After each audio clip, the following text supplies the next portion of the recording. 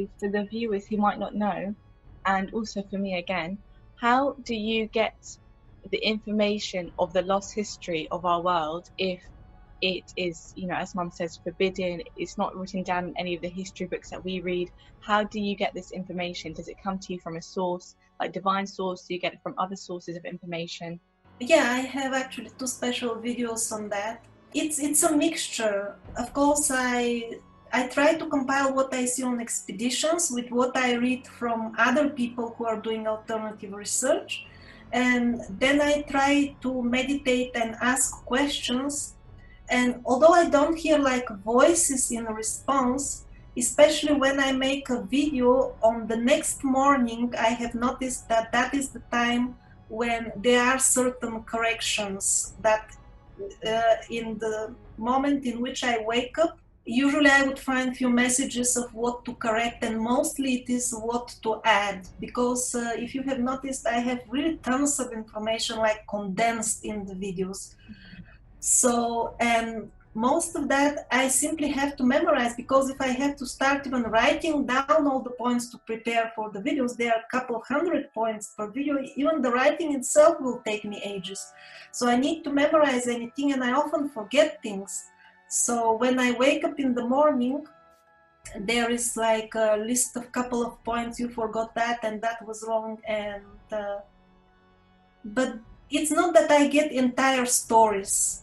In the beginning, when I started the survivors, then I got kind of a backbone of the story without any details. That was definitely, I was just casually resting in the day and the story came to me. So at that time, there was a major download. But as far as minor details, surely there are mistakes, and I've been finding mistakes myself. So I do my best to channel information, but I'm not really a channel. I don't have like a spirit which I can call with ritual and get all the answers. Sadly, it's not yet for me that way. But when I persistently ask a question, I have noticed that it may take sometimes even weeks. But for magic questions, always there is an answer. Sometimes it's very vague. And the major recent answer, at least the way I see it, is this knowledge from Alexander Paramonov, whom I take very seriously. And in my understanding, that is why my production of the survivors stopped in the middle, because this fresh information from him will develop together with the actual events of the waking up of the survivors of Atlantis and Hyperborea. So it will be Sylvie, now for the ones who don't know the survivors of Atlantis, can you very short tell us a bit about it? Yes, the main point is that we are, even in the most literal sense, descendants of God. In India, people actually, in the name of their jati, their caste, most of them, many of them, not all, have the actual names of the gods from which they descend. Like they have Yaduvanshi, those are far descendants of Krishna even. So many of them come from the clan of Ramachandra, and it was same actually in the Slavic regions. This is exactly what people had in their names. And even I was listening to somebody's experience in some of these ex-Russian republics. They went to a taxi and started talking with the taxi driver, and he was a very traditional person. He knew the names of 17 generations of his ancestors, because he was from a very rural area, and that was the norm, and he knew from everything about even the clan where it came before that, and all the people, not only Caucasian race, also we see it in all tribes. They know from which gods they descend. We because most of my public is American people and Western people, so to say, we have been our memory has been erased, and they erased our family names and this understanding of our clan. But as Paramonov explained, it's this the ancestral memory is such a thing that it cannot be completely erased by all their devices, because they are doing this with the harmful rays and the brainwashing from TV. But still there is some part of this ancestral memory which remains. And as I have mentioned in the survivors a few years ago, he also reminded us that there will be such a moment when this ancestral memory will tell at one point. Now, you've mentioned also the 9 chakras. Traditionally, in yoga, we only say 7 chakras. So can you tell us more about the 9 chakras, please? I don't have any further details, but the only other reference of these other chakras, I believe, was in the books of Barbara Marciniak. If I'm not mistaken, I believe she describes even 12. And that description looked very reliable anyway to me. Also, I have noticed, because when I was in ayahuasca, many times in those states one is very sensitive, and in those times, if I do things even in the air above my head, it's like doing things inside my head. I can tangibly feel it. I can feel even a little bit when I'm out of ayahuasca, if I do something there. But it is not by chance that all these tribal cultures, they had all these big head wear, with feathers, with jewels. Yeah. All this is to protect and manipulate in a good way this space exactly above our head. It's not by chance that the kings had like a dome of gold, because the gold stops black magic, stops these harmful ways. They wanted the king to be able to think for himself. That's why he needed this crown. And the crystals, the jewels in the crowns, we think it's for decoration, but this is only the smaller part. Now, since a few months, my personal guardians put me completely into crystals and stuff, and it's just amazing. It's beyond my expectations. So all this was done with great knowledge, all these head things. And the yogis, they have this matted hair, like also right on the top of their head, like Buddha is also always depicted with this. But you said as well, even the days has been changed from 9 days. They changed it to 7 days of the week. Yeah, of the week. Yeah, sorry. From Paramonov. Yeah, this I heard for the first time from him, but yeah, I don't have more information about that. But in general, I must say that I have lots of more material from him, and I see it confirms more and more other reliable sources.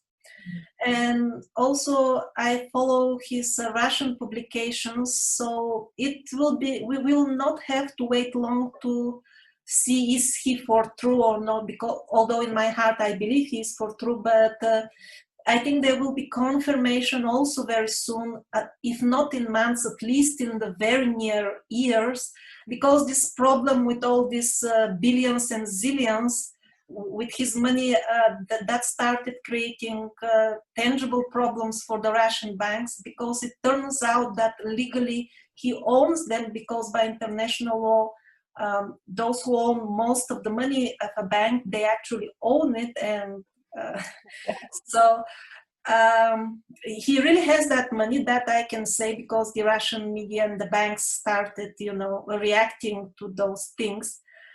And he becomes very uncomfortable for them. So, I mean, the very fact that he's still alive is already almost a confirmation that he is for true. Now, I want to speak to you about the Kali Yuga cycle. So there are 4 major cycles, and we're at the end phase. Is that correct? We are definitely in Kali Yuga, that is for sure. Yeah.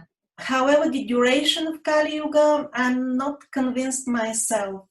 Most likely we're at the end of Kali Yuga. However, if you ask like most of the Indian pundits, they won't be sure about it. There are many opinions, so it's not confirmed. It could be that there will be some golden age within Kali Yuga, or there could be that the entire Kali Yuga concept is just very rough, and the fact that, well, not the fact, but the information, the concept that we're in the last Kali Yuga of a given cycle, that doesn't seem to be there in the Hindu scriptures, at least in their current revised form, because there was some revisions there as well. So there could be doors opened for interpretation in that respect. Okay, yeah. So I wasn't, I didn't realize that the Hindu tradition did revisions, like the Bible, many revisions, Masonic revisions, but they were mostly they were language reforms, so okay. definitely they were not as severe as the Bible. That is obvious, but there were some. I found records. Some of my viewers alerted me, some Sanskrit teacher or something, that we had language reforms, and the kings at that time ordered the scriptures to be written in the new language. So at that time also many mantras were lost, because the mantras, when you rewrite, the very sound, it's a different thing. So, but some mantras survived, and language reforms, as in China. Tell me, do you speak Chinese as well, Mandarin? No. I've never been to that country. Is Jesus coming? Is he here already? What do you say about that? For myself, I think I had some blurry, not visual visions about that, but information which I interpret in that way, that he's here, that he's born already, for sure. I mean, the events are so near. When is he going to grow up, So he must be 30 by now, I think. 30, 40, I would say 40 or something. Okay. And just in the recent day, what I've found excellent Muslim sources, they have actually more stuff on what we call biblical story than the Christians. I wasn't even aware myself that the corruption of the Islamic literature is much less than the Bible.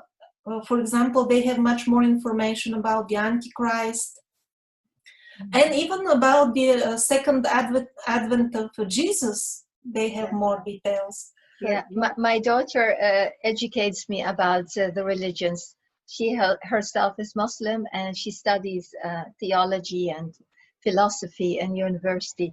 So you're right, it's so interesting to see it, because they say, in the scriptures, in the tradition, that there will be a fake Jesus coming before the real Jesus, almost like the Antichrist, and he will trick people into thinking that he's the savior, trick people into thinking that he's coming to help save the world, and then the real Jesus will come. So it's so interesting, like you say, so much information about this time that we're living in now.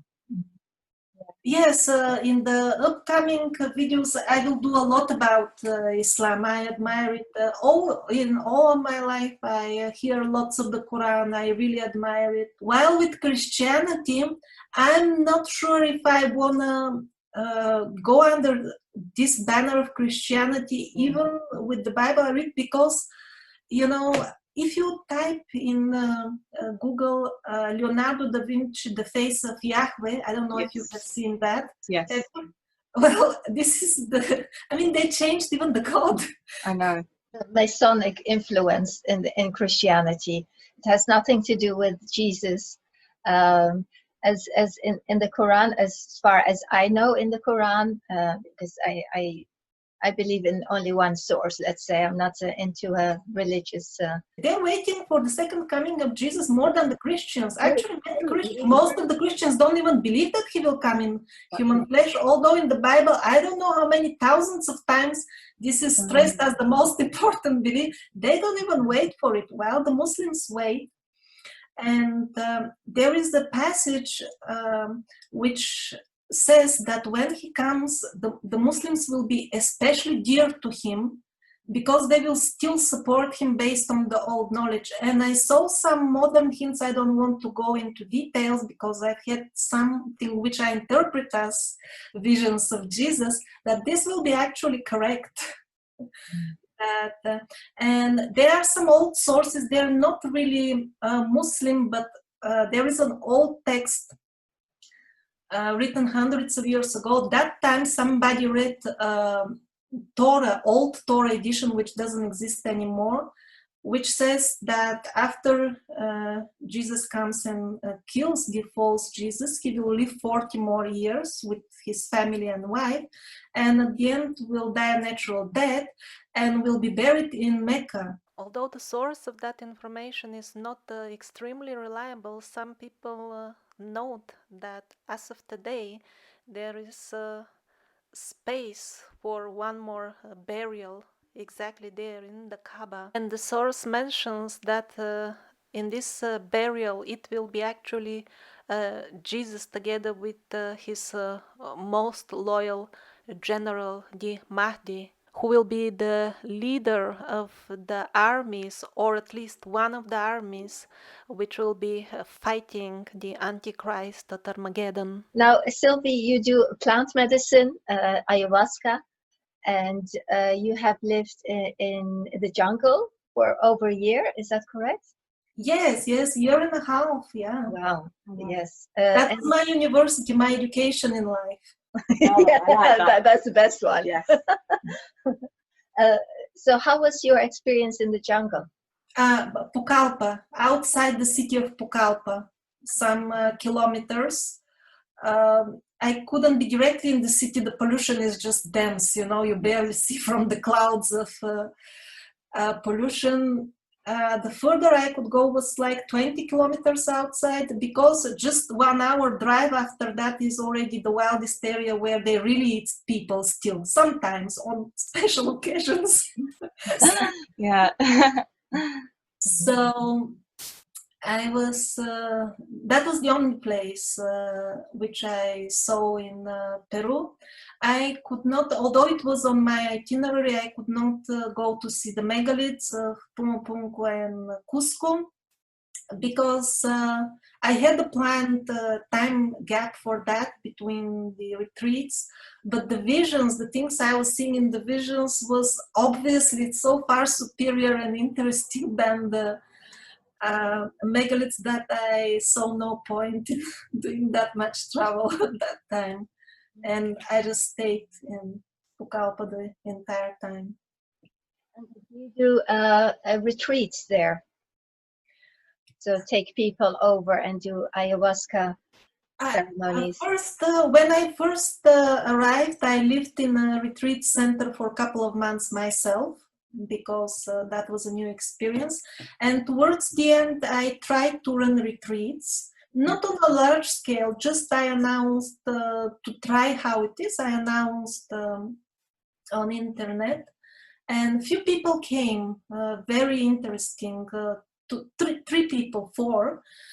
Two of them were very advanced souls, which it was my honor to meet, and one lady which got cured of terrible addictions. Unfortunately, she was also, because of the addictions, her mind was quite clouded. So at the end, she even robbed me, but still, I mean, at least she felt sorry after that, but it didn't cross her mind to return me the things. Anyway, the important is that her doctors declared her a miracle. She got a really miraculous cure. She was addicted to drugs and to antidepressants for many years. And her